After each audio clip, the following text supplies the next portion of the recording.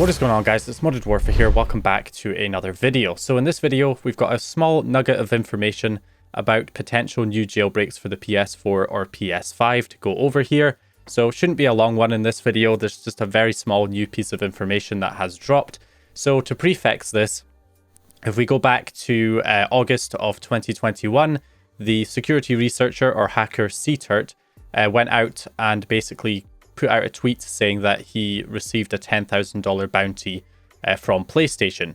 And this is obviously referring to the HackerOne bug bounty program, where security researchers or hackers, whatever you want to call them, can report vulnerabilities in the PS4 or PS5 or PSN and receive a bounty reward from PlayStation. And $10,000 is significant because that seems to be the going rate for a kernel exploit for the PS4 and possibly the PS5 as well, which is the main thing that leads to a jailbreak if that information ever gets disclosed. And this is what we've seen in the past with the 6.72 jailbreak, 7.02 jailbreak, which is the same as the 6.72 jailbreak. It was just a new WebKit exploit that resulted in 7.02 being jailbroken, and 7.55 as well. Those were both results of a HackerOne disclosure from the Flow, who received the $10,000 bounty and then requested disclosure, and that information got disclosed, and then we were able to get jailbreaks because of that information for the PS4. So yeah, since then we have had a few more $10,000 bounties. We've got the Flow with a $10,000 bounty 3 months ago. We got Cturt, although the number has disappeared from Cturt's reports, which I believe he's probably privated that information, but yeah, before he privated it, it was $10,000. So he has received $10,000, I believe, for this report and this report as well. And he may have other reports on here too. There's some other people, I think, who have also got $10,000 bounties since.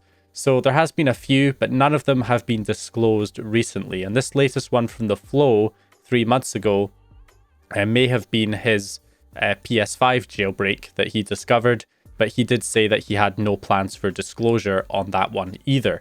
So we haven't really had any information about potential disclosures since then until last night when Cturt put out another tweet. He quote tweeted his original tweet about the $10,000 bounty, saying that 6 months later, I am receiving new bounties from PlayStation. Just wanted to say I'm very happy with my interactions with this team and I can't wait to disclose some of the findings. So yeah, obviously, of course, the nugget of information here is can't wait to disclose some of the findings. And if you look further down here, you can see somebody asked him, do you have a special feeling that Sony will let you disclose something? And he does say yes. So we'll have to wait and see with this, but this is the first confirmation we've had from, a security researcher that, they are planning to disclose some of these bug reports.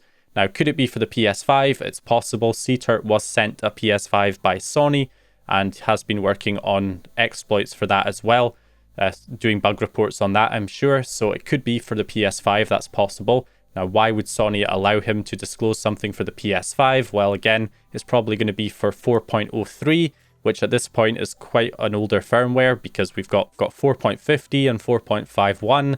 So, and of course, newer games like Elden Ring and Horizon Forbidden West on the PS5 version anyway require those higher firmwares, so most people will have already updated to play those huge titles. So therefore it's probably not as big of a deal for Sony to allow something to be disclosed for an older firmware like 4.03 when most people with PS5s probably are not running that older firmware anymore anyway.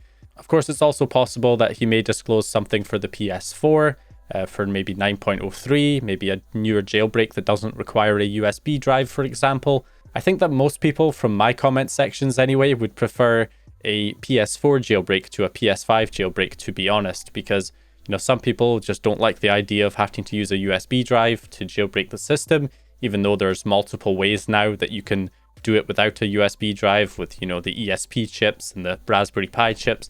But yeah, a lot of people just don't like having to do that. And also, of course, there's people wanting 9.03 exploits, people updating from 9.00 to be able to run games like Forbidden West and Elden Ring, of course.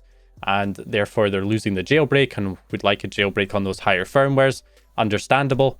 But me personally, I would prefer a PS5 jailbreak because it would be nice to finally crack that system open and see what can be done with it. But yeah, we'll just have to wait and see. That's all I really have, guys, is just this tiny little nugget of information.